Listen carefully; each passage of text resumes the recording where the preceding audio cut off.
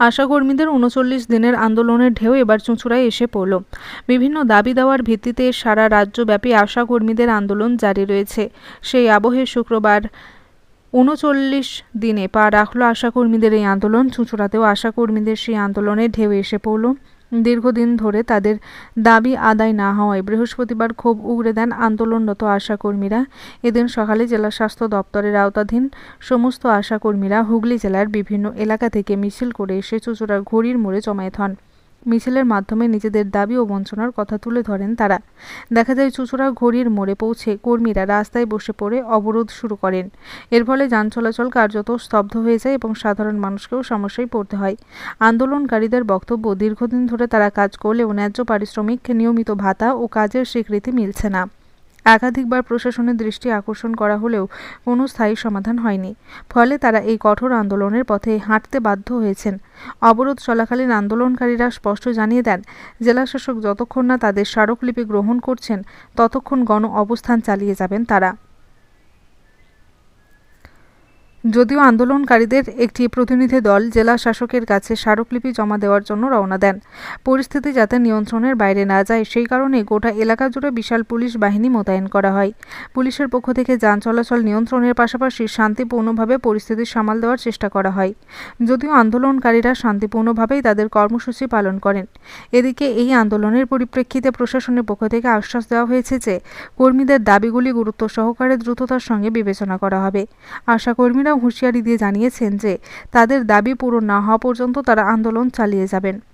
হুগলি থেকে আব্দুল গফফরের রিপোর্ট, নতুন পেগাম। পশ্চিমবঙ্গ আশাকর্মী ইউনিয়ন এবং পশ্চিমবঙ্গ পৌরসভা কন্ট্রাকচুয়াল ইউনিয়নের আহ্বানে আশাকর্মীদের ফিক্সড ভাতা বৃদ্ধি, ১.৫ বছর পর্যন্ত সমস্ত বকেয়া মিটিয়ে দেওয়া, মাতৃত্বকালীন ছুটি, সরকারি ছুটি, কর্মরত অবস্থায় যারা মারা যাচ্ছে তাদের পরিবারকে ৫ লক্ষ টাকা প্রদান সহ সমস্ত ধরনের দাবি মেনে নেওয়া, বকেয়া মিটিয়ে দেওয়া, এই দাবিতে আজকে এই হুগলি জেলাতে দুটি ইউনিয়নের অবস্থান বিক্ষোভ চলছে। ডিএম এর কাছে ডেপুটেশন আমরা আজকে আবারও দেব। আমরা স্বাস্থ্য ভবনে দিয়েছি, কেন্দ্রে দিয়েছি, রাজ্যে দিয়েছি, নানান জায়গাতে আমাদের দাবিপত্র তুলে দিয়েছি।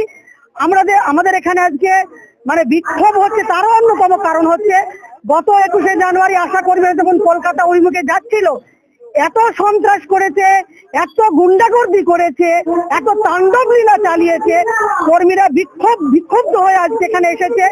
আমরা ডিএমকে সেদিনের সেই ঘটনা উল্লেখ করব এবং আমাদের এই দাবি যতদিন না পূরণ হচ্ছে আন্দোলন চলবে। আজকে ৩৯তম দিন কর্মবিরতি। এই কর্মবিরতি চলতে থাকবে আমাদের দাবি না মানা পর্যন্ত। আমরা এখন আমাদের নেতৃত্ব যাবে ডেপুটেশনে। উনি কি বলেন আমরা চাইব উনি যেন ঊর্ধ্বতনের কাছে আমাদের দাবিপত্র তুলে দেন।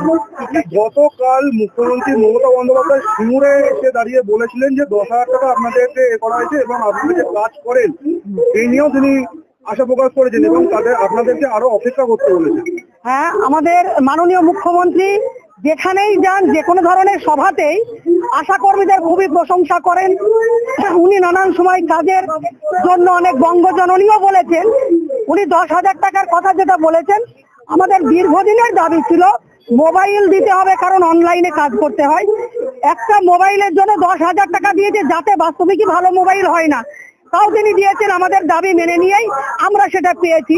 কিন্তু তিনি বলেছেন আমি অনেক করেছি, আমি আরো করব, তোমরা সবুর করো।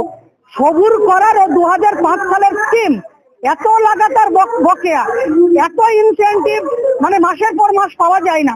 কয়েকদিন আগে চন্দ্রিমা ভট্টাচার্য গত ২০শে জানুয়ারি তিনি প্রেস মিট করে বলেছেন আমরা আশাকর্মীদের ১০,০০০ টাকা দিই। একেবারেই কথাটা মিথ্যা কথা। ৫,২৫০ টাকা আশাকর্মীরা তাদেরকে রাজ্য সরকার দেয়।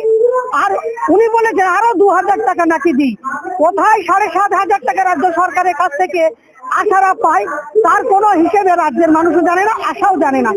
আমাদের দাবি হচ্ছে উনারা যে কথা বলছেন ১০,০০০ টাকা আশাকর্মীরা ইনকাম করে, এখানে আশারা আছে জিজ্ঞেস করুন, ১০,০০০ টাকা কোনো আশাকর্মী পায় না।